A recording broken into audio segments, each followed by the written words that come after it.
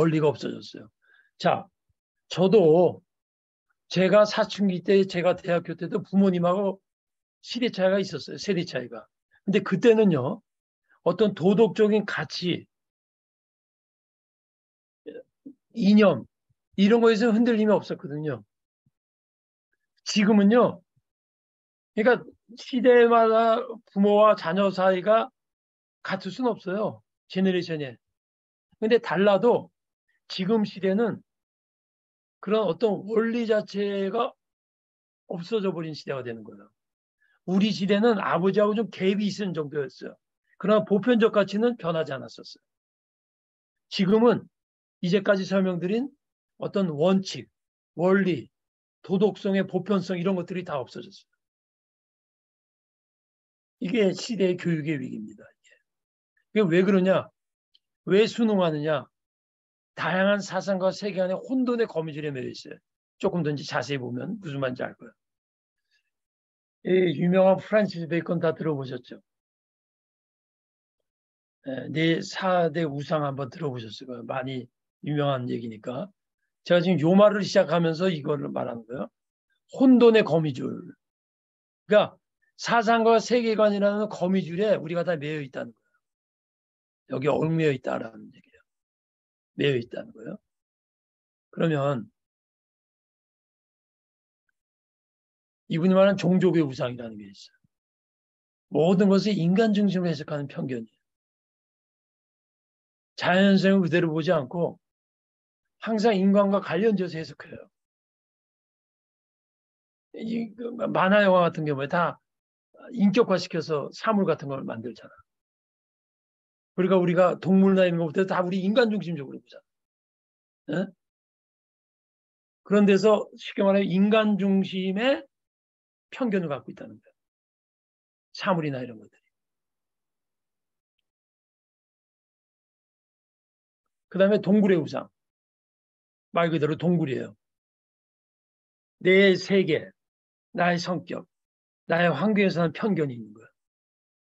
이것이 우리가 거미줄이라는 하나의 거미줄에 다 있다는 것이 이게. 또 시장의 우상. 이거 뭐냐면 언어에 잘못된 사회나 언어에 참 이해하면 안 돼서 생기는 편견.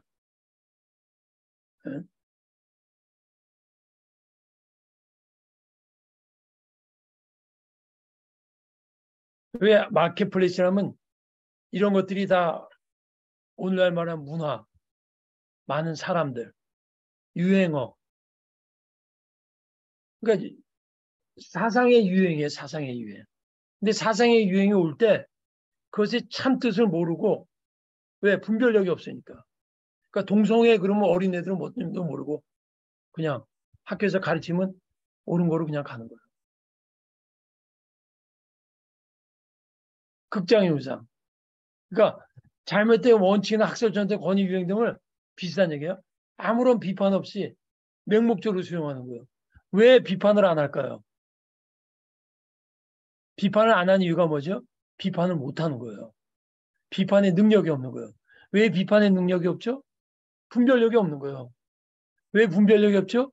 배우지를 못하는 거예요. 그 대표적인 예가 뭐예요? 북한 공산당들이에요. 그러니까 모든 독재 국가는요. 인터넷 같은 것도 딱 차단시키고 왜? 외부 세상에 들어오면 안 되니까. 자기 세계가 비판을 받으니까. 그 다음에 종교적인 사상 같은 것을 다 못 보게 하죠. 왜? 그런 거 읽다 보면 깨달음이 오잖아요. 판단력이 생기잖아. 이거 잘못된 건데 이렇게 되니까. 근데 여러분 이게 공산사회만 있는 게 아니에요. 우리는 공산사회가 독재 사회주의 사상으로 사람들 세뇌시켰다 그러죠. 우리 자유민주 국가는 어떻게 세뇌당한 줄 아세요? 인본주의 사상, 상대주의적 가치관, 윤리관 이런 것들을 어린아이들이 북한같이 강압적으로 세뇌당하는 게 아니라 문화로 세뇌당하는 거예요. 문화. 그런 문화 사상이 상대주의 사상관이 지난주에도 말씀드렸지만 요새 TV 여러분 그거 나오는 거 아시죠? 동거하는 게 완전히 일반화됐잖아요. 동거, 남녀들. TV 좀 보세요, 목사님. 그러면 동거에 대한 이제 프로그램이 있는데 뭐 옳으냐 틀리냐를 말하는 게 아니에요. 그게 아니고 그냥 동거하는 젊은 커플들의 어떠한 스토리를 재밌게 하는 거예요. 일반화됐어요, 이제 동거요. 근데 내가 이제 이런 걸 비판하면 지금이 어느 시대냐 그런데 제가 그때가 제가 에딘버러를 1998년도, 2000년도 그때 있었어요. 근데 그때 이제 제가 유학생들 결혼식도 한번 주례했고 이제 독일에서 온 유학생들 중에 제가 이제 젊은 커플을 결혼 주례 앞두고 우리 집에 자주 왔어요. 독일 유학생들. 독일 학생이 뭐라고 하냐면 정말 신기하다는 거예요. 25년 전 얘기입니다. 그래서 왜 그러냐 그랬더니 너네 한국 아이들은 어떻게 1년 만에 결혼을 하냐는 거예요. 그래서 아니 1년 정도 연애하고 결혼하면 당연하지 않냐 그랬더니 독일 25년 전이죠. 유럽이죠. 독일에서는 보통 10년 동거한대요. 보통 10년 동거하고 뜻이 맞으면 결혼한다는 거예요. 근데 너희들은 이해를 못하겠다. 어떻게 위험하게 결혼하냐. 근데요. 그때 그 말한 그 독일 유학생 말이 오늘 한국의 현실이 됐어요. 현실됐죠. 지금 젊은이들요. 아마 기독교인들은 그렇게 그나마 안 하지만 넌크리스찬들은 뭐 일반화됐습니다. 이런 것도 이제 다 그 유행이에요. 유행에 이제 따라가는 거죠. 근데 그 중에서 우리가 유행이 다 나쁘냐? 그것도 문제예요. 그럼 깡통 소리 듣는 거고. 그러니까 전 지금 유행의 뭐옷 이런 거 말하는 게 아니라 사상을 말하는 거예요. 사상, 가치관, 시대 정신 이런 것들 중에 우리가 적용해야 될 게 있어요. 받아들여야 될 게 있어요. 그러나 어떤 거는 아니다라고 말해야 돼요. 근데 그걸 하려면 판단력이 생겨야 돼요.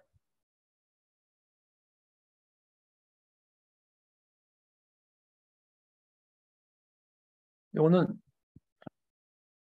인간 피조물의 의미와 특성. 이게 지금 왜 갑자기 생뚱맞게 인간 의미 구조 얘기냐면 보세요. 인간은 구조적 존재라는 거예요. 모든 영역은 프레임 안에서 형성이 돼요. 그러니까 제가 여러분 지금 무슨 말을 하냐면 본질을 얘기하다가 위기를 얘기했잖아요. 왜 위기냐? 여러 위기 얘기했잖아요. 왜 위기냐? 본질을 모르는 거다. 왜 본질을 모르냐? 이제 네 가지 우상 같은 것들. 그런 시대의 흐름, 맹목적으로 받아들이는 이런 것들 때문에 시대적 사상에 넘어가니까 정체성 본질을 잃어버렸다. 그 얘기하는 거예요. 근데 또 하나 들어간 게 뭐냐면 요것만 여러분이 기억하시면 돼요. 인간.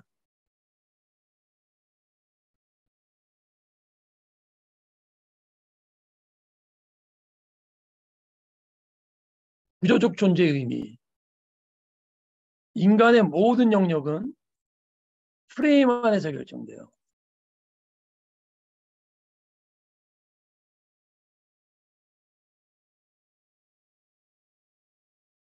이게 무슨 얘기냐면요. 우리는 시간과 공간이라고 하는 제한된 세상 속에서 살아요. 이게 물리적 시간 공간을 말하는 게 아니에요. 우리 인식, 문화 이런 것들이 이제 아까 말한 네 가지 우선이 그 프레임이지 않습니까? 프레임. 예? 그런 틀 안에서 형성이 된다는 거지. 예. 어떤 프레임? 종교 프레임, 문화 프레임, 경험 프레임. 이걸 제가 그렇게 쓰는 게 더 낫겠네요. 이게 프레임의 종교,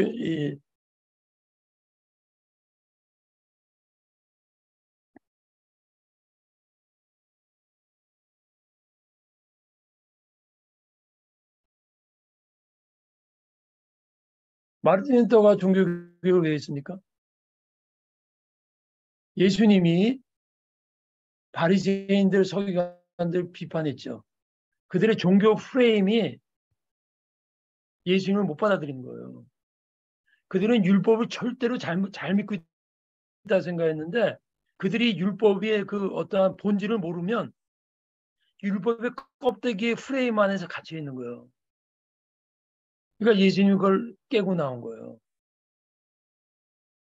그러니까 조금 이게 조금씩 더 하다 보면 여러분이 무슨 말인지 알아요. 조금 또 어렵습니다. 자, 보세요. 제가 아까 인식의 거미줄이라는 거 여러분 이거 보이죠? 거미줄. 예? 이 거미줄의 형태가 이 우상이에요. 감이 오시죠? 종족의 우상, 동굴의 우상. 이런 것들이 바로 구조라는 거예요. 구조의 프레임이라는 거예요. 구조의 프레임. 응? 동굴, 극장, 문화 이런 프레임 속에서. 근데 조금 인식의 거미줄에 크게 구조주의와 구성주의라는 게 있어요. 이건 철학적인 용어인데 그렇게 어려운 말 아니에요. 이게 무슨 얘기냐면 영어로 스트럭처럴리즘이라는 거예요. 인문학과 사회과학 등 다양한 학문에 영향을 미친 철학의 사상의 흐름의 하나예요. 이게 무슨 얘기냐? 구조주의가 뭐냐? 상호 관계의 정신적, 언어적, 사문의 구조가 성립하고 그 구조 안에서 특정 개인이나 문화 의미가 생산된다. 여러분 이거 잘 이해하는데 간단해요. 그냥 똑같은 얘기예요. 나 한국 사람이죠. 한국적 사고방식이 있죠. 그거 말하는 거예요. 한국이라는 문화 구조 속에서 특정 개인이나 문화 의미가 생산된답니다. 쉬운 얘기예요. 스트럭처. 우리 유 목사님, 미국 가면 미국 사람들이 똑같은 크리스찬이라도 우리가 잘 믿어요. 물론 예수를 믿고 하나님을 믿어도 미국의 컬처가 다르고 미국 사람이 사고방식이 우리하고 달라요. 물론 인간이기 때문에 공통점도 있어요. 바로 그거예요.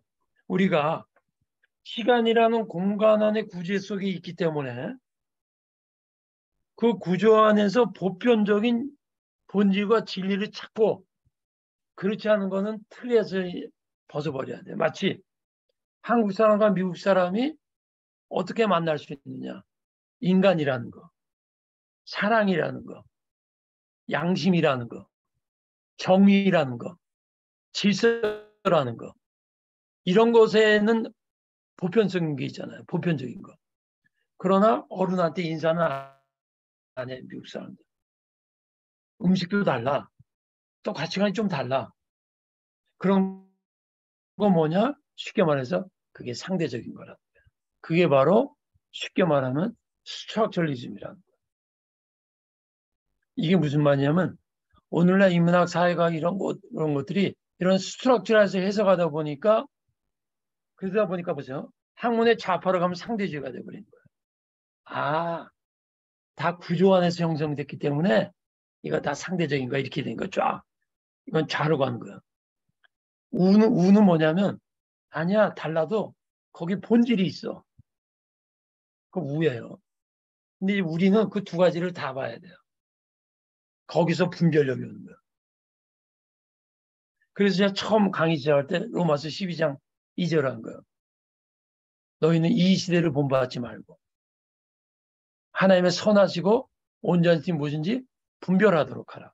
그건 뭐냐면 하나님의 진리의 관점에서만 이 시대를 분별하는데 이 시대를 뭘 분별하느냐?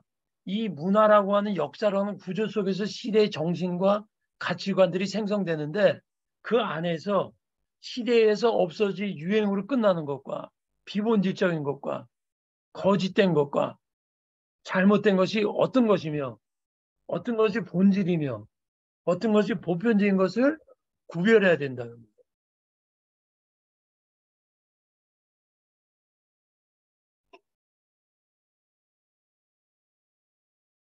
비슷한 얘기예요. 그냥 한번 읽어보세요.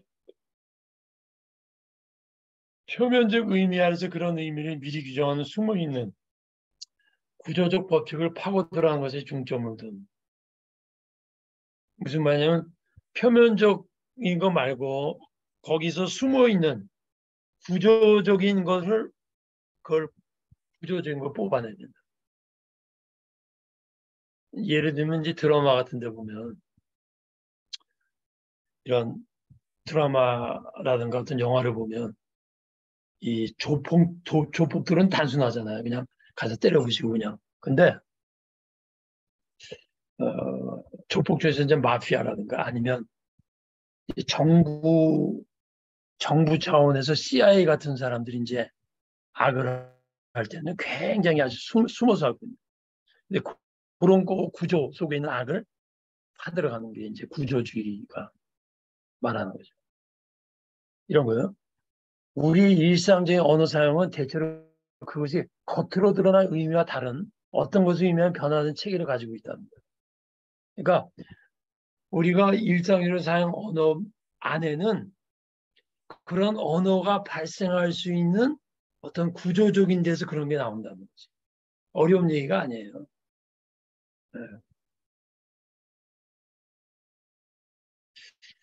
해방 신학자 중에 기테레스라고 하는 유명한 남미의 해방주의 신학자가 있어요.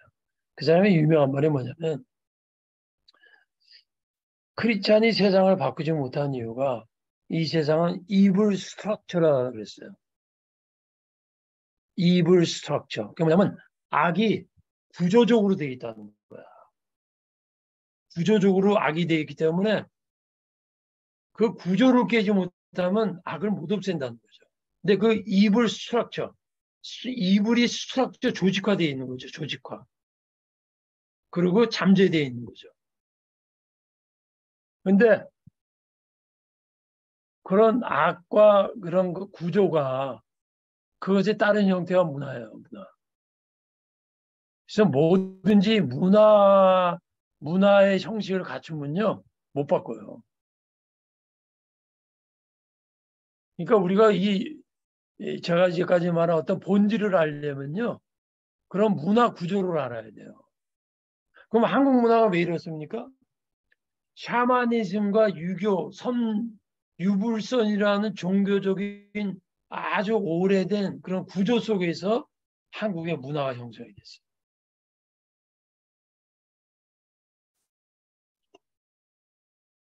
그다음 구성주의라는 게 있어요.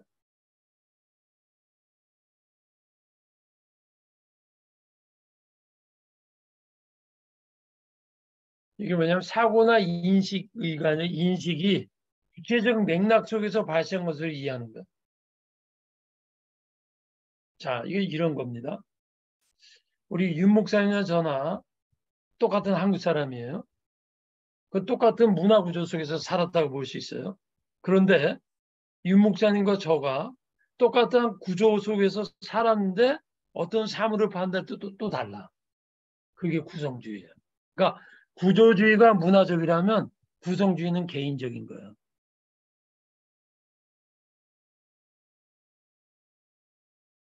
이게 우리 지식과 인식. 그래서 똑같은 사물을 봐도 사람마다 다르잖아요. 다르게 인식하잖아요. 다르게 판단해요. 사람마다 취향이 다르듯이 사람 취향만 다른 게 아닙니다. 생각이 다릅니다. 그게 구성주의예요. 아주 좀 쉽게 극단적으로 표현하면 주관성을 말하는 거예요. 주관성. 그럼 문화는 뭐예요? 구조적 주관성, 집단적 주관성. 그렇게 이해하면 편할 거예요. 보죠. 인간이 어떻게 지식을 구성하느냐에 일차적 관심입니다. 구성주의는.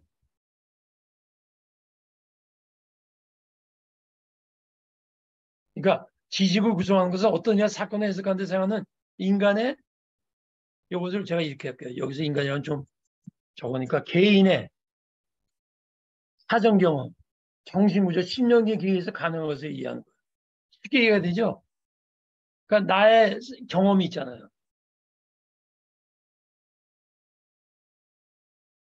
지난주에도 예를 들었지만 지금 포항에도 우리 전에 가서 좀 섬기고 그랬는데요. 60년대 윤 목사님 60년대 5, 60년 전에 지난주에도 말했지만 5, 60년 전에 혼전모라고 그래요? 결혼하기 전에 음, 임신하는 거? 음, 산, 예? 아, 뭐라 하지? 혼전모가 맞긴 미혼모라는데 미혼모. 미혼모. 미혼모. 네, 네, 자, 맞아. 60년 전에 미혼모하고요. 지금 미혼모하고요. 천지만별입니다, 지금. 그렇지. 지금 미혼모들은요. 부끄럽고 그런 생각 전혀 안 하고 어떻게 내가 살아가느냐 이렇게 돼 있고 거기에 관점이 있지 도덕적으로 부끄럽다 뭐 물론 그런 학생들도 있긴 있지 뭐 전혀 없는 거 아닌데 그만큼 이제 달라진 거예요 시대가. 그게 이제 구조주의 문화 속에서 달라지고 또 하나는 거기서 구성주의 뭐냐면 크리스찬이라면 신앙의 양심상 믿지 않는 미혼모하고 또 다를 거예요. 그러니까 문화적으로 다르고 문화적으로는 크리스찬이도 시대가 그렇기 때문에 60년대 크리스찬만큼 그렇게 괴로워하진 않을 거예요. 그러나 그런 문화 구조가 그러니까 바뀌었으니까 그러나 아직 크리스찬 양심이 있기 때문에 결혼관에 대한 보수관념을 갖고 있다면 믿지 않는 사람은 전혀 애 가진 건 문제를 안 삼는다면 믿는 개인은 또 약간은 다를 거다. 그러니까 구성주의가 어떤 인식의 개인을 말한다면 구조는 인식의 문화의 틀을 말하는 거예요. 요게 조금 오늘 어렵게 보이지만 요게 다 이렇게 연결된 거예요, 사실은. 제가 한 3분 동안 쫙 한 번을 훑고 들어가면 뭔지 알고 혼돈이 일어났어요. 여러 영역이에요. 예? 왜 위기냐? 본질을 모른다는 거예요. 야, 이건 위기의 형태고 위기의 원인은 뭐냐? 본질을 모른다는 거예요. 사람들 그렇고 본질을 모른다. 근데 왜 본질을 모르냐? 혼돈의 거미줄. 그 혼돈의 거미줄이 뭐냐? 이런 이게 문화 같은 거죠. 우상들, 이런 선입견들, 시장의 우상들. 그런데 이런 것들은 결국 인간의 구조이기 때문에 어쩔 수 없다는 거예요.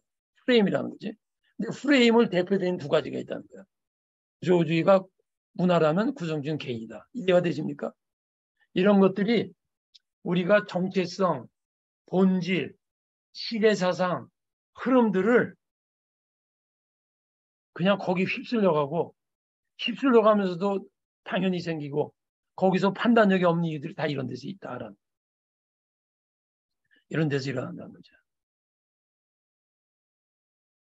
이거 뭐 인지적 구성주의와 사회적 구성주의가 있는데 이거 간단히 하고 여기까지만 하겠습니다.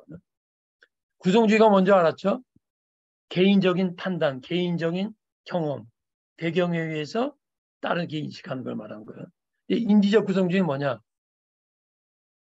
개인 특유의 세계인식과 단절성을 강조하는 급진적 구성주의예요. 이건 뭐냐면 개인의 특유의 세계인식을 아주 강조해요. 근데 사회적 구성주의는 뭐냐면 개인이 어떤 인식을 하는데 영향이 큰데 그거는 사회문학적인 요인과 생물학적인 요인들을 강조하는 거예요. 그러니까 이거 구조주의하고 비슷한 거예요. 이해가 되시죠? 1번이 더 개인적인데 강조한다면 2번은 개인적인 건데 사회문화 요인에 의해서 영향력을 더 많이 받는다. 그러니까 요거는 어떻게 보면 구조주의 비슷한 거예요.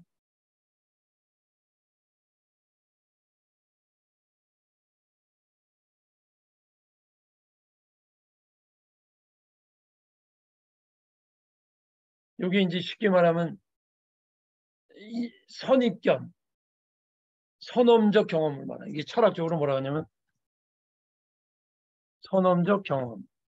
선험적 경험이 뭡니까?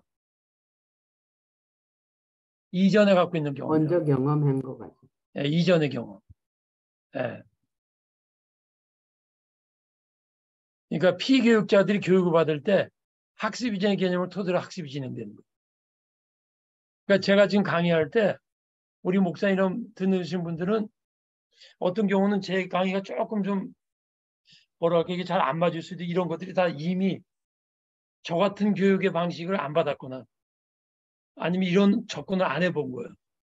아니면 약간 좀 따르게 하는 거예요. 이런 것들이 다 그러니까 여러분한테 이렇게 자꾸 깨는 거죠.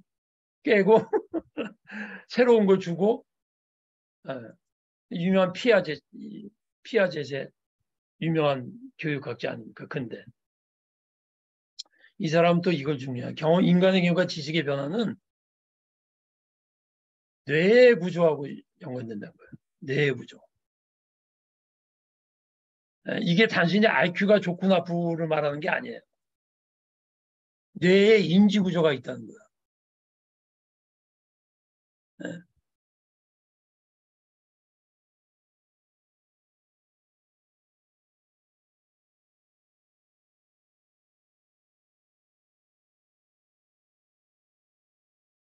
아까 처음에 제가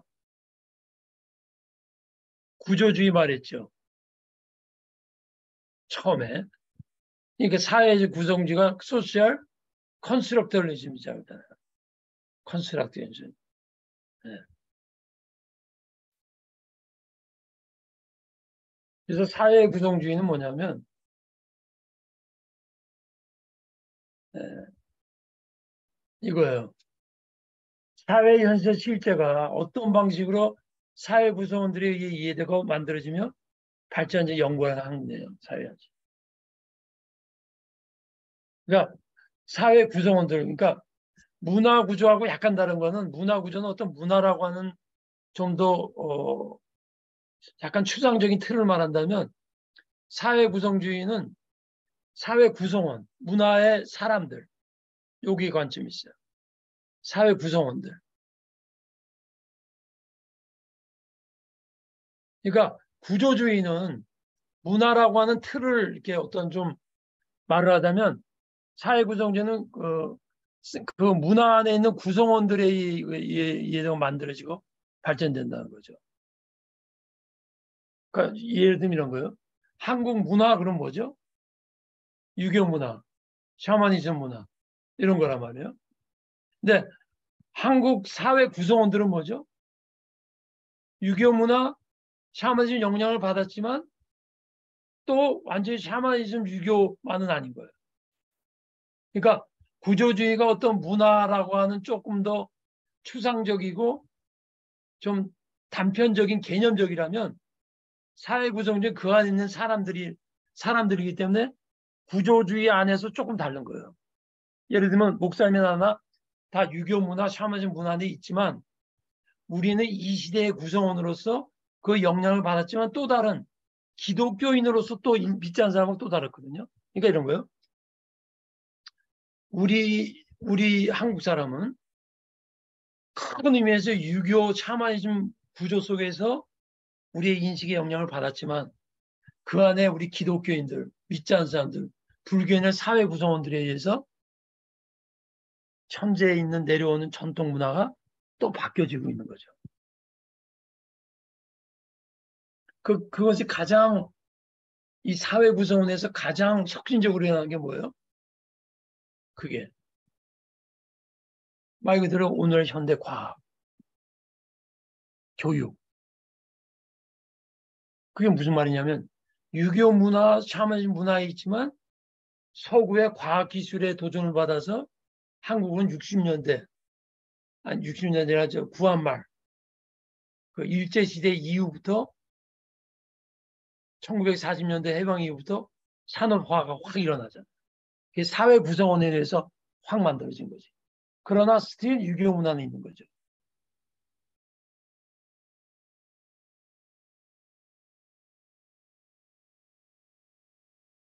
간단한 얘기예요. 개인이 있고 문화라는 구조가 있고 그 사이에 사회 구성원이라는 게 있다. 그러니까 사회 구성원은 개인적인 것과 문화적인 것이 합쳐 있는 거예요.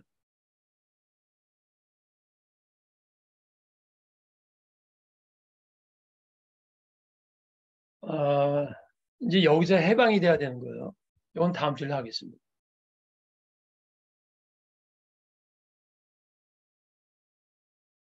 이게 중요합니다. 사회 구성에서 제시하는 설명들은 그 사회에 속하지 않은 사람들이 바라보는 현실이나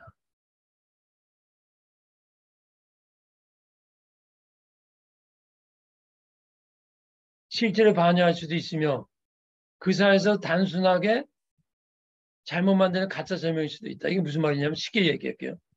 제가 미국에서 45년을 살았어요.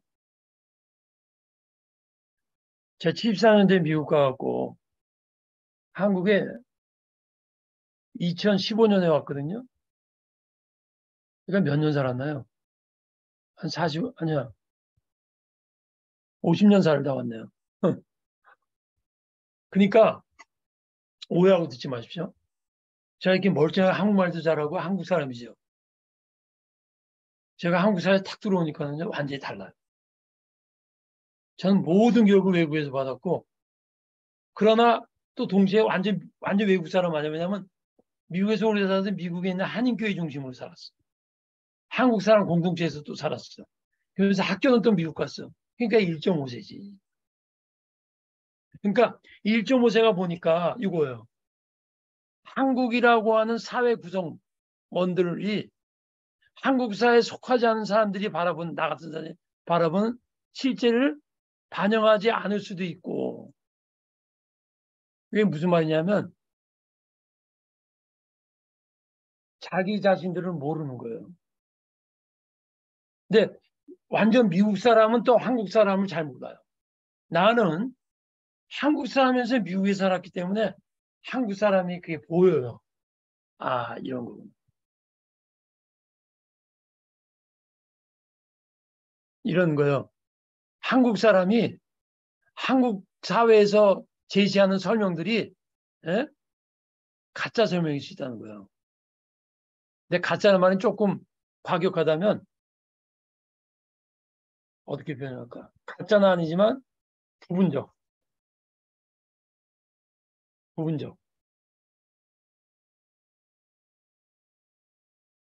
이해가 되시죠? 그러니까 한국 사람들은요, 그러니까 누구나 다 마찬가지예요. 자기가 자기를 제일 잘 모르듯이 결혼을 하잖아요. 남자가 결혼을 하면 여자를 알면 남자 자기도 더 잘 알아. 나도 와이프가 바가지를 긁으니까 나를 알겠더라. 모든 게 그런 거예요. 남자는요, 여자를 통해서 남자 되면 더 알고 여자는 남자를 통해서 하는 거예요. 사회도 그런 거예요.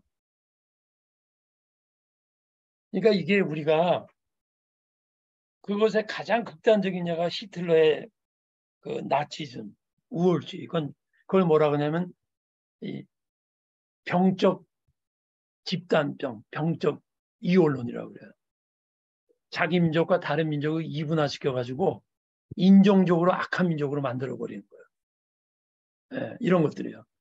그래서 오늘 얘기가 조금 좀 적어했는데 여러분 오늘 여기까지 이렇게 하도록 하겠습니다. 오늘 얘기는 사실 간단한 얘기예요.